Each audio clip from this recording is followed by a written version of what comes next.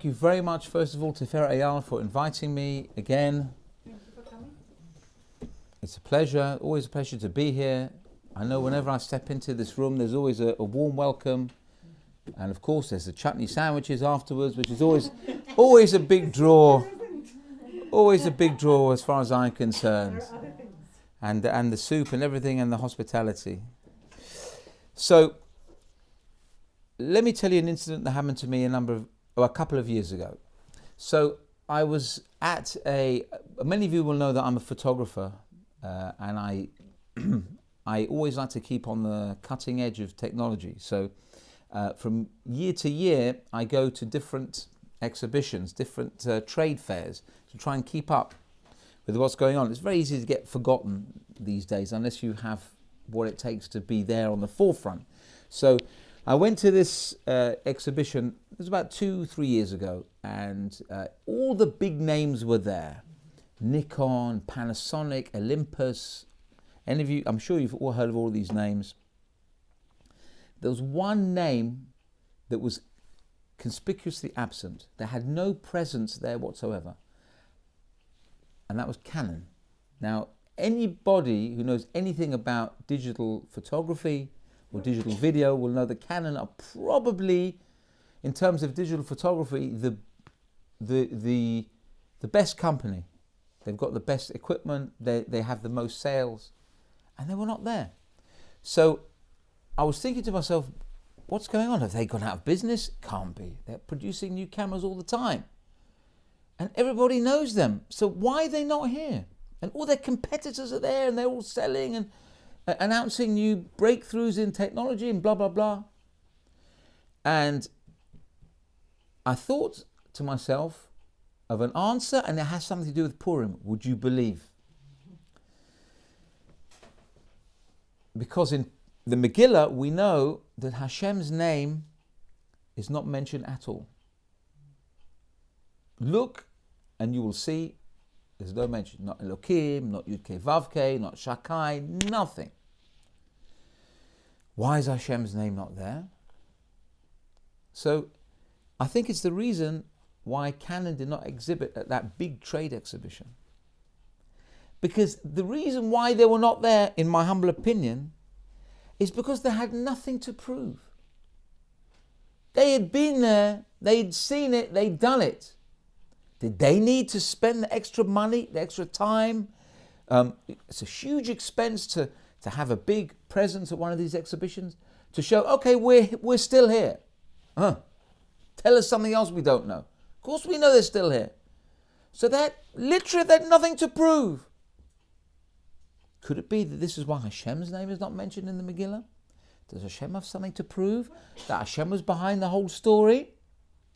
So we start with Achashverosh. He had one friend called Haman. And he trusted his friend Haman.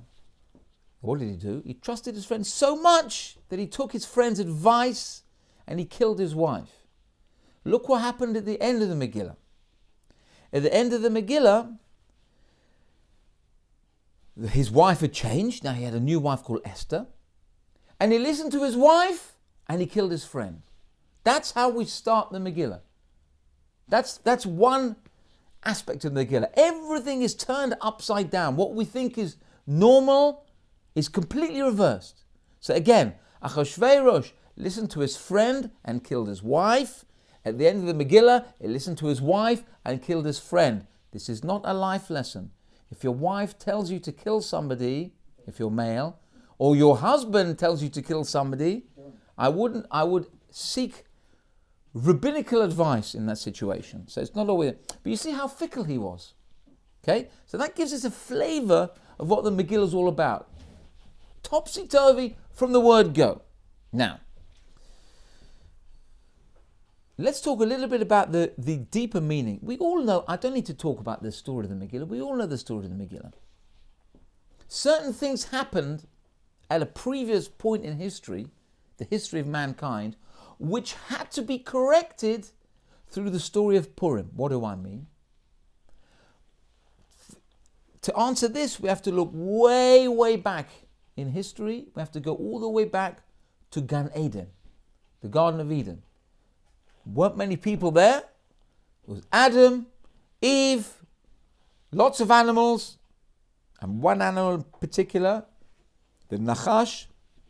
Those were the three main characters at that time. And we all know that Chava took the fruit and the Midrash tells us that she squeezed it and she made juice from that fruit and she gave it to Adam, and Adam Arishon drank it, and these two incidents, her drinking and him drinking, caused the whole balagan, and that's why everything has to work ultimately to correct that original Aveira. But what were the faculties that Adam and Chava, for that matter, used in the Aveira? Now, any Aveira, in physical terms, you have to use any one of 5 senses. A person has 5 senses. There's speaking, there's hearing, touching, looking, smelling. What have I missed out? There's one other I missed out. Was that tasting? 5 senses. Okay? Let's go through all of them. So what did she do? First of all, when the snake told her about the fruit, she saw the fruit. I was seeing. Then she touched the fruit. And she tasted the fruit. She smelled the fruit. No.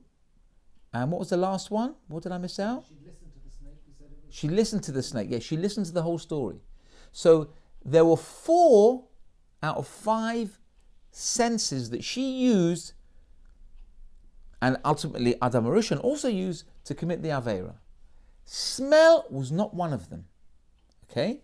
Especially, there are different opinions as to what this fruit was. Some say it was wheat, some say etrog, some say, grapes. I think some might say figs. There's 4, about 4, maybe 5, I think, opinions as to what it was. One of those opinions was that it was a grape. Now, a grape doesn't have smell. That's my own personal observation. It doesn't have a smell. But we know that smell was one sense that was not affected by that original Aveira. So if you think about it now, 4 out of 5 senses have already been tainted with this original Aveira. One sense remained pure, remained aloof and apart from the Aveira, and that was a sense of smell. So, there are many things we can say about the sense of smell. Hashem breathed into man, his soul, where from? From his nose. Ata nafachta bi.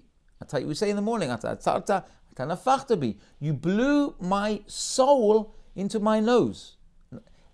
Nefach is like breath.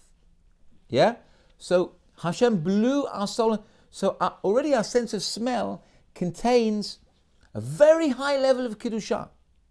Not just because Hashem blew the soul of man through his nose, but also because the smell was not affected by that original sin. So it would seem that the tikkun, the correction for that original Aveira, would be through no other sense other than through smell. Let's bear that in mind.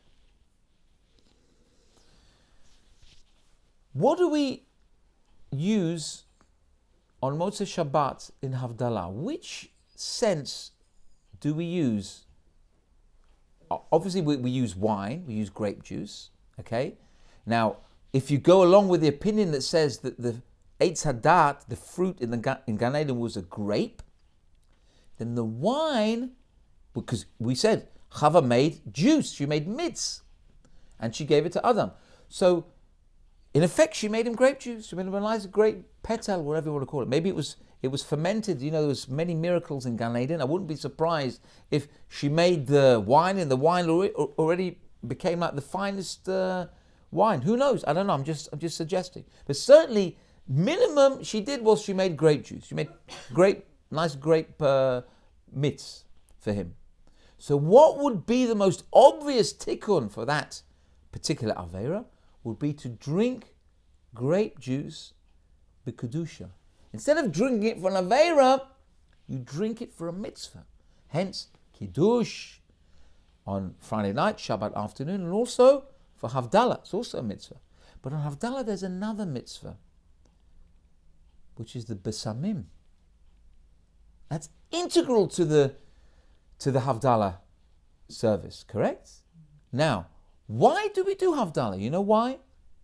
Because when Adam HaRishon was thrown out of Gan Eden, it became dark.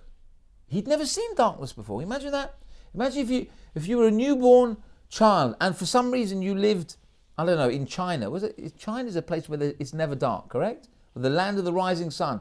Like at least in certain times of the year, it doesn't get dark. It's always light. Yeah, or it's dark only for a certain portion of the day. So imagine if a person grew up in China where you could be excused for maybe living many of your formative years and not seeing any darkness. And then suddenly everything gets dark. What would you think? You think the world is caving in. The sky is falling down. You wouldn't know where to put yourself. This is what Adam HaRishon felt. And then what did he do? How did he rectify that? He made a fire. He made light. That's why we have light in Havdalah. And then we mentioned that we have the wine. The wine is to rectify that original sin. And lastly, the Besamim, the highest level, is done through smelling. Because smelling was the one sense that wasn't affected. Now, what's that got to do with Purim? I'm going to tell you now something you might not have heard before. Who are the two heroes of the Purim story? Two. We've got two heroes. Can you tell me? Anybody can tell me? Esther and Mordechai. Mordechai is related, says the Chazal, says the Midrash, to the words Mordror. Mordror, Mor is translated as myrrh. I don't know what myrrh is like. It's a bit of a Sonsino sort of art scroll type of word. M-Y-R-R-H. I'm not sure how you would say. Myrrh is a spice, sachakol. Sorry? Some type of incense. I think it could be called frankincense. It's also a bit of an old word. Anyway, Mordror is a spice. It's a smelling spice. So already we have one of the characters in the Megillah is referenced to a ketoret, an incense, which you smell. But what about Esther? Esther had another name. Who can tell me what Esther's other name was? Hadassah. What's Hadassah sound like? Hadassim. What's Hadassim? It's another spice. So you see, within the story of the Megillah, there is already an inbuilt tikkun to the original sin. You want to fight against that sin, you want to go the only route that you can, the only sense that was untainted by the sin, you're going to go for the smell. You've got two spices already who are fighting against Haman. What about Haman? How does he figure in to the story of creation, to the story of the original sin? Because Haman, where do we see Haman in the Torah? Asks the Gemara. Hamin ha'etz hazeh. Hamin ha'etz, because the Nachash, the snake, is tempting Eve to take the fruit. So he says, Hamin ha'etz hazeh. Hamin is the min, the type, ha'etz of the fruit, of this fruit. Hamin, if you take away the vowels, you could read it as Haman. Haman was intimately connected to the fruit and intimately connected to the snake. You know why? Because the shoresh, the root of Haman, was in the snake. So now you've got the original setting in Gan Eden. You've got Adam and Eve pitting themselves against this Nachash, and then you have the same story in reverse, things trying to figure themselves out, trying to rectify themselves many, many years later, with Mordechai and Esther, and pitting themselves against Haman. So Haman really is the snake. You see, everything works out for itself. Now, there's another clue to this in the Megillah. Because Adam and Eve in Gan Eden were told you can have anything you want. Open your eyes, look, what, north, east, south, west, whatever you want, it's all for you. I made this all for you, said Hashem. Except one thing, just one little thing. See that tree over there? You know there's loads of trees here. Just that one tree. There's a no entry sign on that tree, yeah? Just don't go there. But, everything else is free, but chavod, help yourself. I want you to take. So one thing they couldn't take, that's what they ended up taking. And they couldn't see, Chava couldn't see past it. Her senses were almost forcing her to take the fruit. What about Haman? Haman also had one thing that he couldn't see past. One thing that he couldn't see past. Who was that? Mordechai. Everything he had in front of him. He had his wife, children, riches, power, you name it. He had it all in front of him. So, Meshugana, you've got so much. What are you worried about some old Yid in the street? Just ignore him. No, I'm not happy. Einenu shaveli. I don't care about anything. Can't see past it. I have to get that Jew. Of course, that was his downfall. They're the same thing with Adam and Chava. They also had everything. One thing, and that proved their downfall. So here are some connections between Gan Eden, Mikedem, and the Purim story. Now, on Purim, it's a mitzvah to drink. Everyone knows, especially men know, Adolo Yada. You drink until you don't know. Until you don't know the difference between Haman and Mordechai. But the mitzvah, people think, you can go and off license or wherever it is, you buy whatever spirits you want, whiskey, vodka, cognac, whatever it is, any spirit you want. Or if you're a girl, you go for the sweet stuff. It's not a mitzvah for the girls to get drunk, but if you're like me, I also don't like the whiskey and stuff. If I have anything on a simcha, I have to have the sweet stuff. That's my only weakness. I can't have whiskey and I can't have brandy and all that stuff. Anyway, so people think on Purim, whatever spirits you can get your hands on, that's what you got to have. Fill yourself with these spirits and fall in the street drunk. Not always the truth. And I tell you another thing. The real mitzvah is only with wine. Whiskey won't do it for you. None of these other spirits will do it for you. It's just wine, not even beer. I mean, anyone can get drunk on beer. Why can't we have beer? Why is the mitzvah only on wine?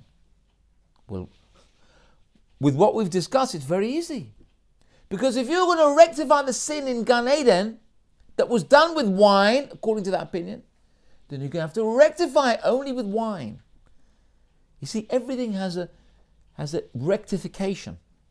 Everything that Hashem makes in His Bria, He makes it quid pro quo. You're going to do something, you have to rectify it from exactly the same way. You're going to do something as an Aveira, you have to rectify it the same way as a mitzvah. Now,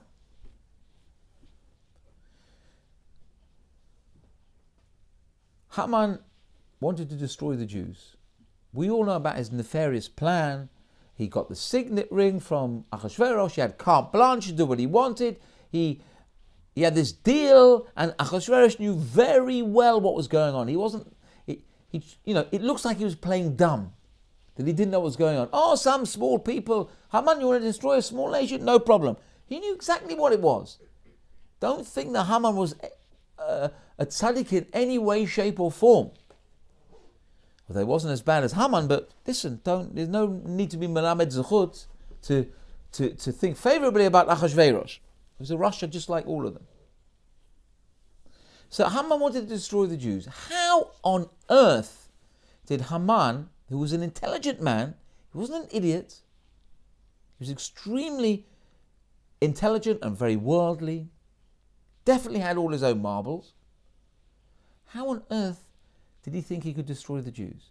Now, do you think he was unaware of his predecessors? Belshazzar also tried to destroy the Jews. You know what happened to Belshazzar? That was the previous saga, the prequel to the Purim story. You know, Belshazzar with the writing on the wall, the whole business, right? He also took the kalim. He was a king, and he took the kalim of the Beit HaMikdash. He was drinking and frolicking and cavorting, whatever he was doing. How did he end up? His own guards smashed his skull to a pulp. That's what happens. That's what happens if you try and mess with the Jews. Okay? There's plenty of stories. You can think of anything. How many Rishayim? Esav also tried to kill Yaakov. What about, the Midrash tells us about Esav's grandson, Tzafo, also was a no-gooder. What about Amalek? So many people tried to destroy the Jews. What happened to them? No good. Bilam. So you think Haman didn't know about that? You think he was going to try something that they didn't? What could he possibly have over and above all these other people? He had a very good idea. A genius idea. I have to say so. Because Haman reckoned on one advantage that he had over Klal Yisrael, and specifically Yaakov Avinu. And Yaakov Avinu, of course, represents Israel, because his name is Israel, right? And we're all his descendants. So what did he think he had over the Jews? Well, Haman was descendant of Amalek, and Amalek was a descendant of Esav. Now, what did Esav have over his brother Yaakov? He had 2 mitzvot, correct? One of them was Yishuv Be'eretz Israel, living in Israel when Yaakov did not live in Israel. He was away from Israel for 22 years. So Yaakov had a lack. He didn't have that zechut that Esav had. But there was something else that Esav had, that he did par excellence over and above his brother Yaakov. So much so that Rabban Gamliel said, if I 1% of this particular character trait of Esav, then I would be a much better man than I am today. What was that advantage? Anyone can think of that? Can you tell me? Kibud Av, not even Kibud Av Ve'em, it was Kibud Av. Kibud Av. He didn't respect his mother. He wanted to kill his mother. He had no time for his mother. But he had Kibud Av. Because we say that when he went into the field, he wore his shmatters. When he came back to be with his father, to serve his father, he went and put on his Shabbat clothes and he came and served his father like a waiter. Tie, suit, or maybe in that time, jalabiyah. And he came to serve his father like that. Rabban Gamliel said, I never put on my best clothes to serve my father. So this is one advantage that Kibud Av. So Haman, that descendant of Esav, said to himself, I've got Kibud Av on my side. And I'm pitting myself against Esther, who was my foe, my nemesis in Gan Eden. I've got the mitzvah of Kibud Av, and she doesn't. You know why? Why didn't Esther not have the mitzvah of Kibud Av? She was an orphan, almost from birth. You know what her story was? If you hear the story of Esther, you wouldn't believe it. Anything that could go wrong for her did go wrong. Although you can see there's 2 sides to the story. What was her life like? Okay, so her father died even before she was born. Her mother died, I think she was maybe 3 months, or maybe she died, I think she died in childbirth. So already she came out the womb, finished, she's hopeless. She's an orphan from birth. Then what happens? She lives her life like a Beit Yaakov girl. Pure. She's got an uncle Mordechai, who she has every relation with him. He's an uncle, she's the niece. I think he's the cousin, she's the cousin, something like that. They had every type of relationship. And many people say they were also married. So she came up and she grew up like the most purest neshama. And what happens? As she grows up, she gets snatched away from her home and put into the worst situation possible. The worst hellhole in the harem of the schlechte Achashverosh. Can you imagine such a thing? Just imagine if you can think, I don't know, let's give a modern comparison. Well, when I think of Tzedekah, I think of Lady Jacobovitz, or we think of Sarah Schneera. Can you imagine those pure neshamot? Take them and you put them in the lowest place, like Las Vegas or San Francisco, or I don't know, whatever you can imagine or whatever you can't imagine. What relationship do they have with such a terrible environment? But that's where she was. She was taken, like Yosef. Yosef was a pure neshama. And then was thrown into the worst place with Potiphar's wife. I don't know who was worse. Potiphar wanted to marry Yosef. Potiphar's wife wanted to marry Yosef. They're fighting with each other. I want him. What's good? How can you imagine such a terrible thing? So now you get Esther is in it, and she's separated from Mordechai. Mordechai comes every day. I think for 4 years, every day came to the Shar HaMelech to see what's happening with Esther. Every day he did not give up hope for his beloved Esther. But she was stuck there. And even at the end of the Purim story, we're all happy. Arur Haman, Baruch Mordechai, Vagam Charvona Zachor Latov, and we're all happy, and we've got our costumes and everything's fine and dandy. What about Esther? How did the story end for her? She had to live with that goy. She had a child with that goy. That wasn't good for her. Mordechai, he's on the Sanhedrin. He's in the Anshe Knesset Gedola. He gets all the things that Haman had. What about Esther? Nobody thinks about her.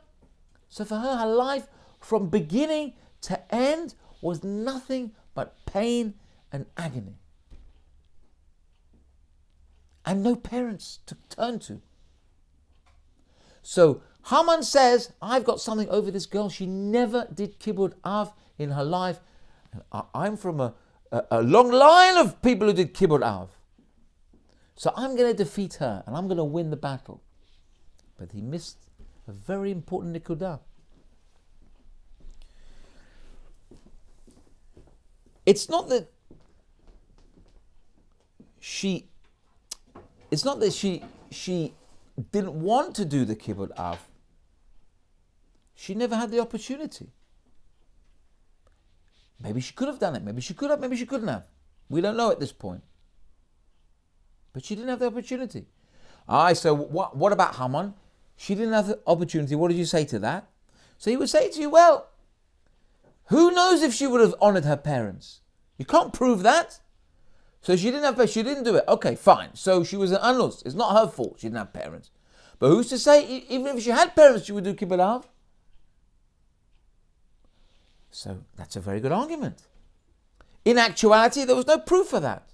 Whether she would have, she could have turned around and said, you know what, I would have. But there was something that Esther did to prove without a shadow of a doubt what her intentions would have been if she had a father and if she had a mother. Because Chazal tell us something awesome about Esther, something most of us don't know. Every night she would lie down on a pillow crying her eyes out to Hashem. Hashem, I don't have parents. I can't do the mitzvah of kibbud av. I'm lacking for that mitzvah. She would cry, Hashem, please give the opportunity to do kibbud av. Help me. I can't do it. What am I going to do? And it was that crying over a mitzvah that she could, in reality, she could never do this mitzvah. It was that crying that proved, without a shadow of the doubt, that if she would have had parents, she would have done it. Because every day crying to Hashem, praying, screaming, there's a mitzvah that I can't do and I want to do it. Incidentally, that is an amazing thing. Imagine if a person is prevented from doing a mitzvah. What would a person normally do? You would say, I'll cross that one off. Now only 612. Good. It's not my fault that I can't do it. I'm prevented from not doing it. So never mind. Okay. That's not good enough for Esther. Was it her fault she never had any parents in her lifetime? Of course not. Nothing to do with her. Still, it was not good enough for her. She cried and she screamed and she prayed her heart out. And she proved to the Beit Din Shalmala that this was a mitzvah she would have done without any doubt whatsoever. So that was Haman's mistake. He didn't know that who he was dealing with. He didn't know the sincerity of Esther Hamalka. That if she didn't have a mitzvah, there was nothing to do with her. That still wasn't good enough for her. That still that proved that there was something lacking, something that she couldn't do. So now what happens? Mordechai comes along. And at this point in the Purim story, Esther is about to go into Haman, or to go into Achashverosh rather. And if you're talking in terms of the Kabbalistic understanding, that Esther never in reality went into Achashverosh, says the Arizal that there was a duplicate created of Esther. I spoke about this when I gave the Purim Shehir about 5 years ago. I spoke about this in detail. That there was a duplicate of Esther created, like a demon, a Shin Dalet. And that was the woman who went into Achashverosh all the time. It was nothing to do with Esther. Esther was at home. That's the Kabbalistic understanding. Okay? But at this point, everything hinged on Esther going into Achashverosh. This was the climax of the story. Now Mordechai, again, I'm only speaking in terms of the Kabbalistic understanding. Mordechai said to Esther, you have to go into Achashverosh. And she said, why can't I send in the demon, the one that looks like me? He doesn't know any different. He says, no. This time, it's got to be you. Why? Because this is make or break. Now is the time that you have to save the Jews. It cannot come about from a demon or something created from the dark side. Because then they get all the reward goes to them. This has to be done from the purest of places, and that means you. No more demon, no more duplicate. It's down to you. What was the words that he used? Verevach tasimu mimakom acher. If you don't do it, if you don't put yourself on the line for your people right here, right now, then Hashem will pick somebody else to do it. He's got many agents. Doesn't need you. You think Hashem is limited to you?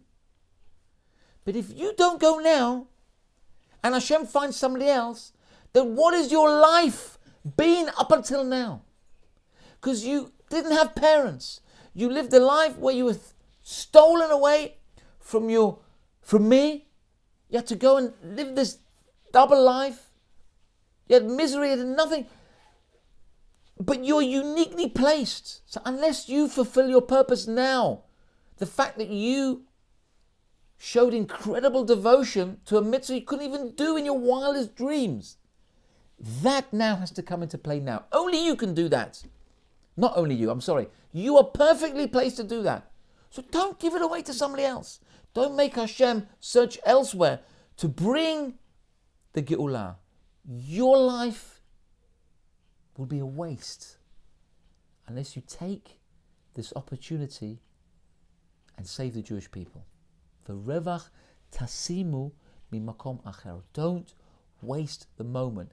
And that's when Esther agreed to go in. Herself and nobody else.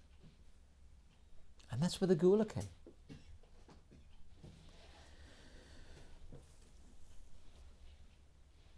I'm going to tell you a story. Oh, actually, before I get to the story, I'm going to finish off with the story, actually. There's a couple more things I want to say before I finish off. I want to briefly discuss two minhagim that we have on Purim. I'm going to give you a little bit of understanding why we do these things. On Purim, we are told, Kol haposhet yad notnim lo. Anybody who puts up a hand and says, give me tzedakah, I'm collecting for this, whatever it is, during the year, we always give, but we are more, what's the word? We're more selective. There's another word I was thinking. More disconcerting. No, we're more discerning. We're more discerning. We want to see Avadat Tzedakah. We want to see who, what, can you show me a picture who collected for? We don't give big bucks to anybody. On Purim, anybody who puts out their hand, you give. You don't ask questions. Where are you from? Show me Avadat Tzedakah. You just give, you give, you give, you give. And nobody say give $1 million every time. You give a mushu, give at least something. 50p, a pound, whatever it is. Why on this day you give to anybody and you don't make any cheshbon? So one answer is like this.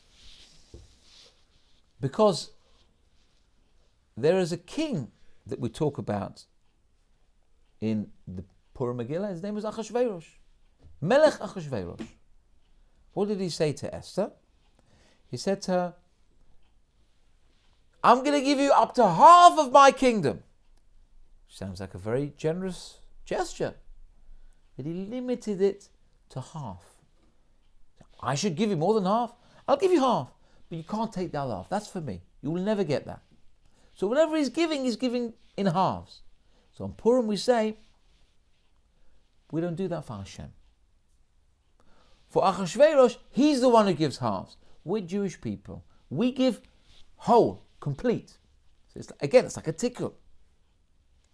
But there's another answer. And I'm going to give you a mashal. This is from Rav Shimshon Pincus. So picture the scenario. All the Jews now, this is after the decree, all the Jews now were literally biyeush. They were despairing. They didn't know what was going on. As far as they were concerned, Hashem had given up on them. Mordechai had got them into the problem in the first place, because he's the one who refused to bow down to Haman, and because of this, everything happened. So they couldn't turn to Mordechai. Mordechai was the source of this problem. That's what they thought. Again, I'm just telling you what the mindset of the Jewish people was. So can't turn to Hashem, can't turn to Mordechai. What about Esther? Esther just went in to Haman and invited him to a feast. So now she's in collusion with him. Where's that leave us? What are we going to do? Who's going to help us? Haman? Achashverosh? Bigsan and Zeresh? Nothing. So now what are they going to do? So Rav Shimshon Pincus tells the following mashal to explain exactly what happened and how we were saved. So he tells the following mashal about a child, a little child who's playing at home. And the child's very boisterous, and he's in the garden. For some reason, the garden has a gate and it goes out into the street. Maybe it's a front garden. And the parents are telling the child, look, you can play in the house, you play in the garden, you don't go out and play in the street because it's not safe there. This child maybe 7, 8 years old. Children are children. They don't always listen to their parents. So what does he do? He goes out of the gate and he's running in the street and he runs across the road, and there's a car coming full speed. Doesn't see the child, slams on his brakes, hits the child, and the child's now lying in a pool of blood in the middle of the road. And of course now, there's a ambulance, everything is coming, and the parents are home, they don't know what's going on. They run out into the street. Hey, where's my Chaim? Where's my Chaim? And they're looking for Chaim, and they see Oy vey. And of course, all sorts of terrible things are going through the parents' minds. And they run up, they see Chaim lying there. He's not dead yet. He's lying there in a pool of blood, let's say. They rush him to the hospital straight away. And the parents are going in the ambulance.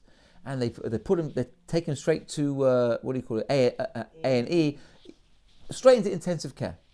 And they put him on all sorts of stuff. And they tell the parents, wait outside. Now, the doctor is there, the surgeon, and they're doing a blood transfusion, this and that, whatever. Now, after what seems like the longest time, surgeon comes out. And of course, Lo Aleinu, nobody should be in this position. But as soon as you have any, if you're in this situation, God forbid, you have any information, you have any hint as to what is going to transpire, you're going to take that and you're going to make all sorts of conclusions.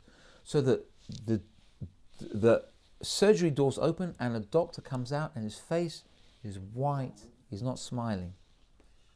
Now the parents are looking there. Oh my gosh, what's going to happen? The doctor says, okay, I've got some news about your son.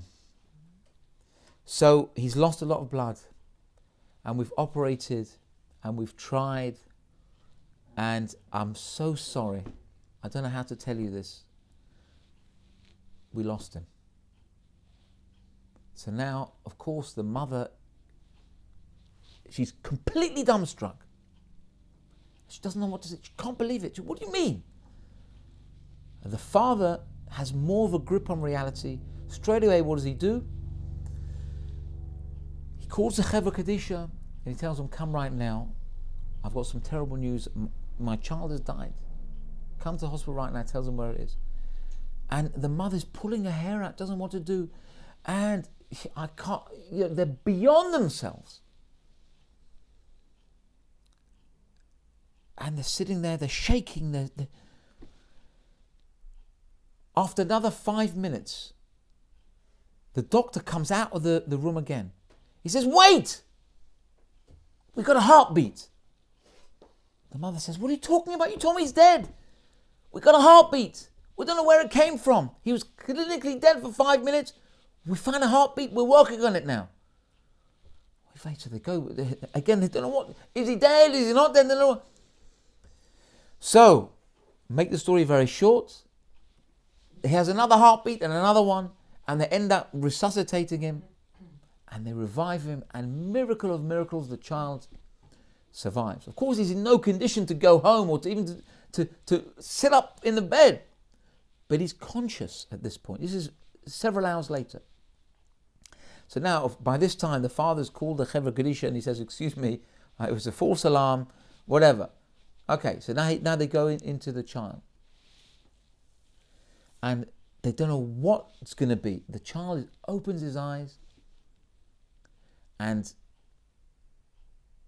I missed out a little bit of the story actually, so I have to backtrack a little bit and mention one point that's relevant to the story. That the child would always ask the parents, Daddy, can I have a teddy bear? Daddy, can you buy me this toy aeroplane? Daddy, can you buy me this boat? And of course, parents would love to buy stuff for their kids, but they don't want to spoil the child, and also they can't afford it. So they would say, look, son, we want to buy this stuff, but look, everything in its own time. First of all, you've got to do well in your exams, you've got to do well at school, you've got to tidy up your room and all sorts of conditions. They don't buy stuff freely for their children. The parents are. So now when the child wakes up from this, whatever it was, coma, and he looks up at his daddy and his mummy standing there and says, Chaim, you're alive! Chaim looks up at his daddy, and the first word he says to his daddy is, Daddy, can you buy me that teddy bear now? The father looks at the child, he says, Chaim, you want me to buy a teddy bear? I'll buy you 100 teddy bears. I'll buy you all the toy airplanes you want. I'll buy you this, I'll buy you that, whatever you want, I'll buy it for you.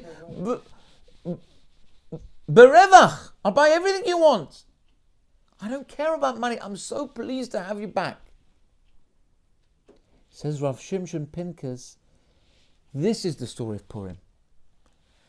Because the Jewish people got to such a level that Hashem even wrote a gezerah in Shemayim. He wrote a decree in Shemayim.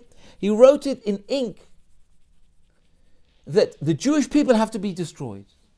Men, women, children, babies, whatever it is, every single one of them, they got to die. Written in ink, whatever that means. But because it wasn't written in blood, it could be changed. It could be averted. So the Jewish people were in grave danger. It was like they were the naughty children. Not naughty children. The children who didn't listen What happened? Mordechai told them, don't go to this feast. It's not good. It doesn't matter if the food's kosher. And it was. It was kosher food. Everything was, nobody was forced to do any Avera. Achashverosh put Avera up there. But he didn't say you have to do this Zanut, you have to do this Avera. No. Because he didn't want ultimately the Jews to come and say, Achashverosh forced us to do Averot. No. He said, B'chavod, you want to do it, do it. If not, not. And then Hashem would have no choice in signing the Gezerah. So they were told, don't do it. And they went and they did it. So now what happened now? It was like there was a child in the street, bleeding to death, taken to hospital. They thought they were dead. They were written off. They could turn to nobody. Can't turn to Hashem. Can't turn to Mordechai. Can't turn to Esther. Nothing. What did they do? Still, whatever little they had, what little faith they had, they turned to Hashem. And they said to Hashem, we've looked everywhere because we know, even though we know you've written the Gezerah, we know you've written us off, but we can't. There's nothing we can do. And Hashem said, you're turning to me after everything that's happened, after all the bad things that have transpired with Haman and with everything, you still turn to me? What do you want? I'm going to give you everything. You want health? You want parnasah? You want to get rid of the anti-Semites? It's all underwritten by me. I'm going to give you everything. That's why on Purim we say, whoever comes to you, you give with an open hand. You give them. Because we're imitating Hashem. Hashem said, my beloved Jewish people, I nearly killed them. What was I thinking? And yet, when we showed our true colors, we turned to Hashem. Hashem said, I'm so glad to have you back. I'm going to give you everything. So we imitate Hashem on Purim, and we give, and we give, and we give, because Hashem gives for us. That's why it's so important on Purim. On Purim, you can ask for anything. Hashem is so happy to have us back that He's giving carte blanche. So on Purim, we ask for anything. There's so many minyanim, they pray, not so much in the UK, but certainly in Israel and other places in the world, where they daven nates on Purim morning. Because nates is the most powerful shacharit you can daven. 1,000 times more powerful than any other time you can pray shacharit. So people pray with the nates on Purim because they can ask Hashem for anything. Who doesn't want to daven the best davening on that day, which is the best day to ask for anything? Who doesn't want to ask? Are you surprised that Chazal tell us, Kol poshet yad notnim lo? Anyone who puts out their hand, you should give them? Of course not. Second minhag. Why do we have to drink so much that we say Adolo Yada, that we're so drunk we can't tell between Haman and Mordechai, so much so that we would say, instead of Baruch Mordechai and Arur Haman, blessed is Mordechai and cursed is Haman, we say Arur Mordechai and Baruch Haman. That's how drunk we have to be. That's how unconscious we have to be. So we can't tell the difference. So I ask you, have you ever heard of such a thing that we have to think, cursed is the good guy and blessed is the bad guy? Completely the opposite. Why on earth would we have a demand to say or think such a thing? How can you answer such a thing? I'll give you maybe two, possibly three answers to this. Very briefly. I'll do this very quick. First answer is a little bit of an obvious answer. Because you know why? That we say, blessed is Haman. Because you know, Haman and Mordechai were both essential to the story of Purim. They were both, each one in their own right was a shliach from Hashem. A shliach from Hashem doing Hashem's job. That's also part of the plan. So there's a part of Mordechai which might be cursed and a part of Haman that might be blessed. Okay? Because everything is a shliach from Hashem, and when we drink, it makes us very acutely aware that everything comes from Hashem. Now, it's a partial answer. Listen to the second answer. Because really and truly, if you think about it, there's a part of what Mordechai did that was bad, and there's a part of what Haman did, or what Haman stood for, that was good. Let me explain. Of course, Mordechai was the good guy. Nobody's doubting that. But something came out from Mordechai that had a negative connotation. What was that? Mordechai saved the Jews, right? He was a shaliach from Hashem to save the Jews. But if Mordechai would not have saved the Jews, what would have happened? Hashem's hand would have been forced, in effect, right? Hashem's hand would have been forced, because, okay, without any Jews, there's no world. You think the world can exist without the Jewish people? Impossible. It's a fact. No Jews, no world. Tohu vavohu, back to the original nullness and void. Nothing. It doesn't have, it's a non-starter. So what would have happened if the Jews would have been threatened to be destroyed, and they would have, I don't know, they could have started being destroyed? Hashem's hand would have been forced, and he would have been forced, in effect, to send Mashiach. The Geula would have happened, we were all gone and finished. That's it, the new era. So you could say, from one point of view, that Mordechai was responsible for holding back the advent of Mashiach. Now, it's crazy to understand such a thing. It really is crazy, because Mordechai, who can get better than Mordechai? But something came out of Mordechai saving the Jews that had a negative connotation. That's one aspect. What about Haman? Something good from Haman? What are you talking about? The worst anti-Semite, Amalek, the nemesis of the Jewish people. How could something good come from him? Well, I'll tell you the obvious thing. Who was Haman's descendant? The Gemara tells us Haman, hard to believe though it is, had descendants who converted and they studied Torah in Bnei Brak. You imagine that? Imagine Yamach Shemo Hitler, Yamach Shemo v'Zichro, had descendants who were in Kollel. In fact, having said that, not Haman himself, but there were Nazis, Yamach Shemam, who had children, and those children had children. There was a story where there was a Nazi whose grandchildren were from a Yidden, actually Dafka, living in Bnei Brak. There's a famous story, and how the Nazi grandfather, towards the end of his life, accepted the fact that his grandchildren were Jewish, let alone they were observant Jews. So it's not a, but here you have Haman, the worst Russia, has descendants studying Torah in Bnei Brak. And one of them, we know his name. You know who he was? You wouldn't believe it. Anybody can tell me? You see the charity boxes in the shul, the metal charity box. What does it say on the box? Rabbi Meir Balanes. That was Haman's descendant. Can you believe that? He came from Haman. So, from that point of view, there was something good that came from Haman. Despite the fact that he wanted to destroy all the Jews, something good came from him.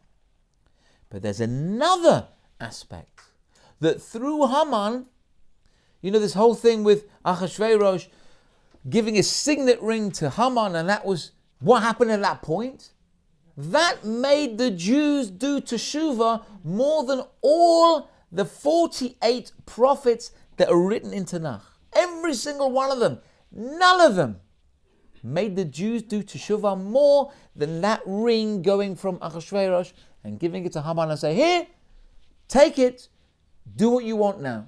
You've got permission, go and destroy the Jews. That caused the Jews to do massive teshuvah. How did that come about? From Haman. So there is an aspect of Haman that something good came out of him. And there is an aspect of Mordechai that something bad came out of him. And thirdly,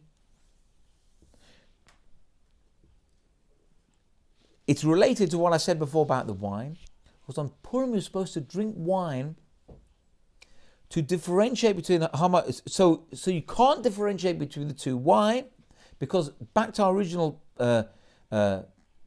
story about Gan Eden, that before the Nachash came along and made the whole balagan, that there was already evil in the world, but evil and good were totally separate entities. You could almost see bad. Evil was almost physical. You could see, this is bad. Whoa, I'm not going to go anywhere near it. I am good.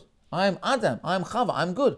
I don't have any relation with this bad. But what happened when they drank from the Eitz Hadat? The bad got mixed with the good. And then you have the Tarovet. That's why you have Tzadik V'Ra, you have Rasha V'Tov, you have everything becomes a mix. There's no such thing as a complete Tzadik, and there's no such thing as a complete Rasha. Impossible. Doesn't happen. Why?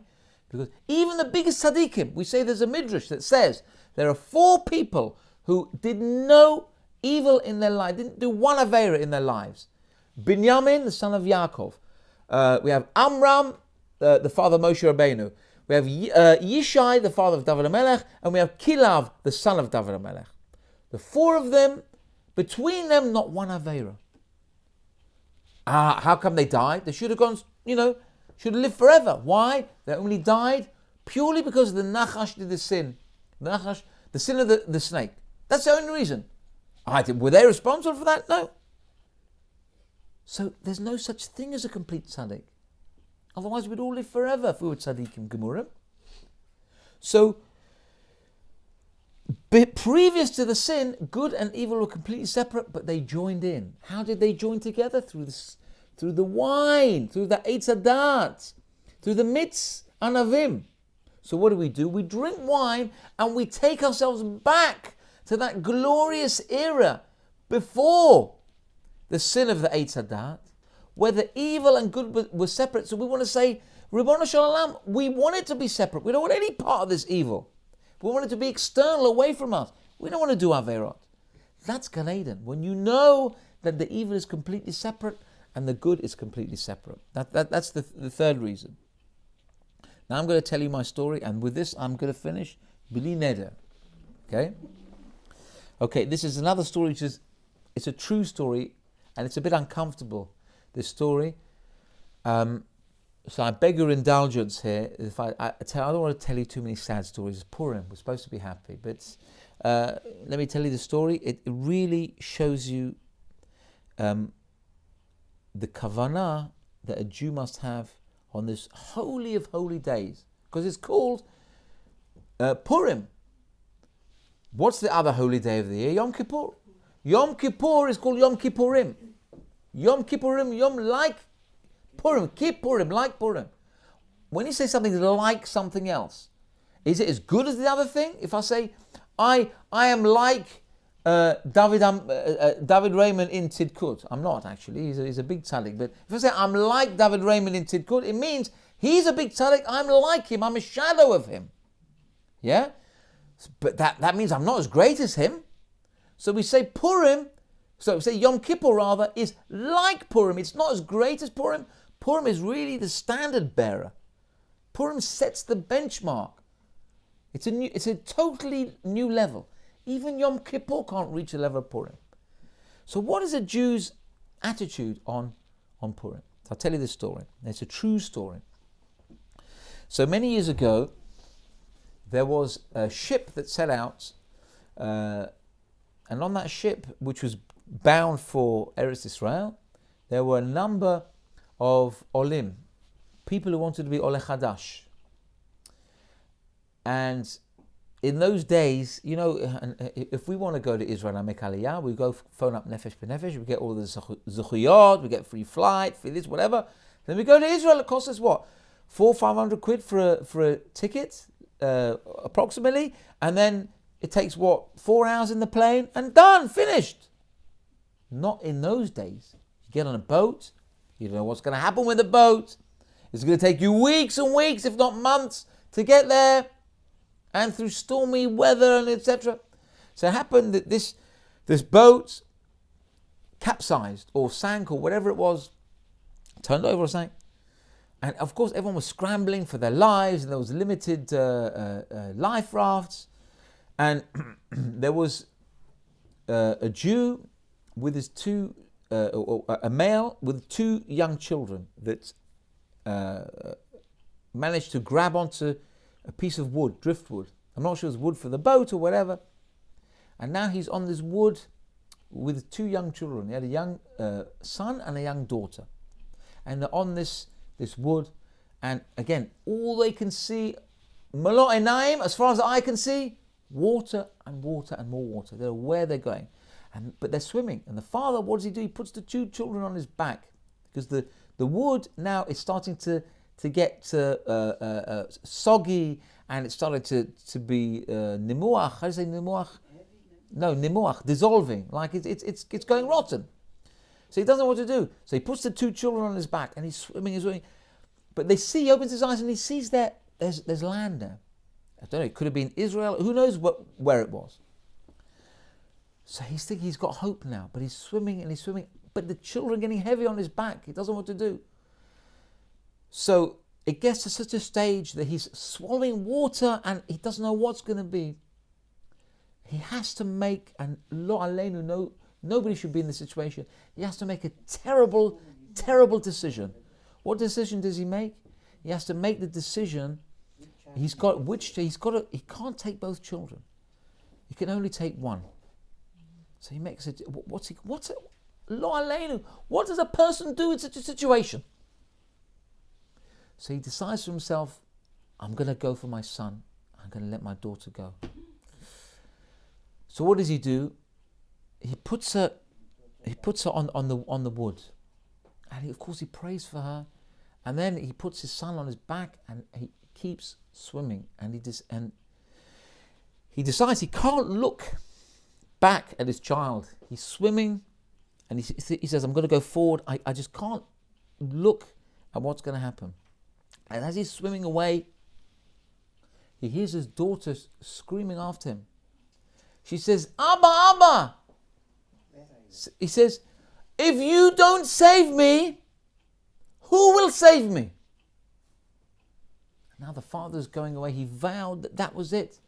And when he heard his daughters scream that statement, he decided, you know what, I don't care. I'm going to go back for her. And he goes back for her. And he puts her on his back, and with all the pain and the courage, and of course, the siyata d'shmaya that Hashem gave him, he reached dry land. And of course, we know, because we know the story, that he survived, and his 2 children survived as well. So what lesson do we get from this incredible story, which Baruch Hashem had a good ending?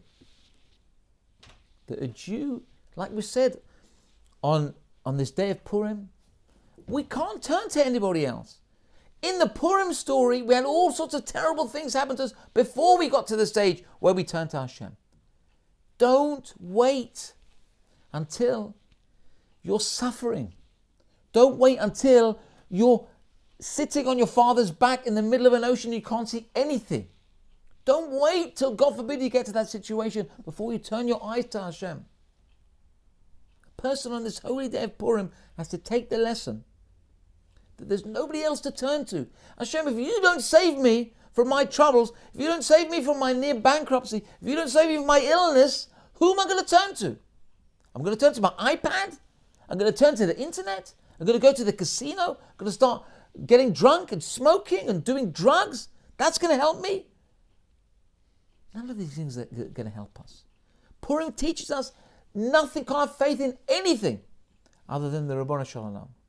May it be Hashem's will that on this holy day of Purim, coming on Motzei Shabbat, this Purim, we want Hashem to bring us shefa and bracha and kol mishalot, all our wants, l'tova v'bracha, including the best thing that we could ever ask for, and that is Mashiach Tzidkenu. And Mashiach and Eliyahu Navi should come and take us to Eretz Yisrael, and we'll be rid of all the bad things, all the anti-Semitism, everything, and we'll come and we'll worship Hashem with a Bayit Shlishi. May it happen this year. Amen.